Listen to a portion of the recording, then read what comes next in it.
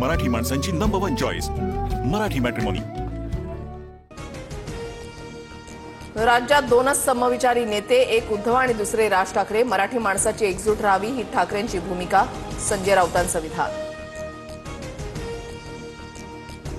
मराठी माणसासाठी पायही चाटू, वेळ आल्यास पायही छाटू। संदीप देशपांडेंकडून राज ठाकरेंच्या 2017च्या भाषणाची क्लिप शेअर।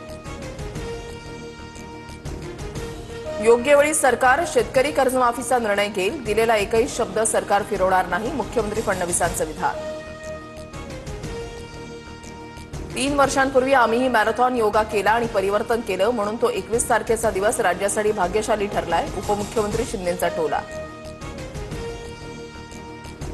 मंत्रिमंडळामध्ये लिंबू, मिरच्या, कवट्या, टाचड्यांना महत्त्व आलं। मिंदेंकडून वर्धापन दिनी मुर्द्यात प्राण फुंकण्याचा प्रयत्न। सामनाच्या अग्रलेखातून शिंदेंवर टीका। पुढील आषाढी एकादशीला पांडुरंगाची शासकीय पूजा मुख्यमंत्री म्हणून अजित पवारांनी करावी। विठुरायाला साकडं, अमोल मिटकरींची प्रतिक्रिया। आळंदी देवस्थानच्या विश्वस्तांची पुण्यामध्ये माध्यमांवरच मुजोरी। पालखीच्या वेळेला माध्यम प्रतिनिधींना हाकलण्याचा विश्वस्तांकडून प्रयत्न, तर विश्वस्तांची नेमणूक सरकारकडून होत नाही। फडणवीसांची प्रतिक्रिया।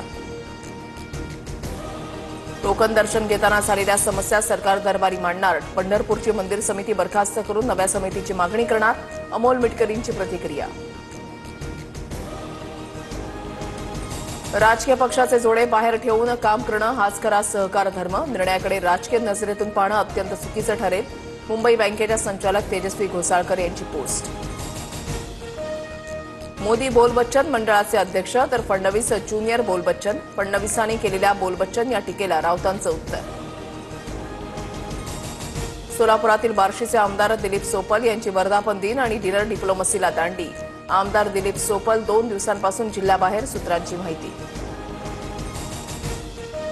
संत तुकोबा आणि ज्ञानेश्वर महाराजांची पालखी पुण्यनगरीमध्ये। विठ्ठल नामाच्या गजरामध्ये पुणे दुमदुमलं। दररोज 1800 भाविकांना पांडुरंगाचं दर्शन मिळणार। दर्शन संख्येमध्ये 600 टोकन पासची वाढ।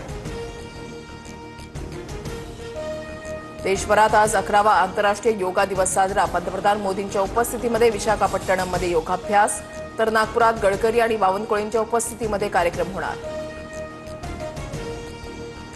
छत्रपती संभाजीनगरमध्ये 23 तारखेला जलील यांच्या विरोधात आंबेडकरी संघटना मोर्चा काढणार। मोर्चाची जोरदार बॅनरबाजी।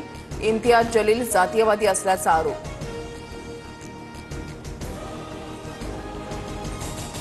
कोल्हापूर जिल्ह्यातील संततधार पावसामुळे धरणांच्या पाणी पातळीमध्ये झपाट्याने वाढ। पंचगंगा नदीची पाणी पातळी ही 26 फुटांवर, 19 बंधारे पाण्याखाली।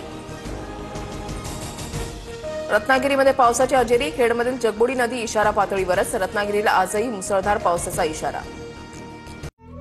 मराठी माणसांची नंबर 1 चॉईस मराठी मॅट्रिमोनी।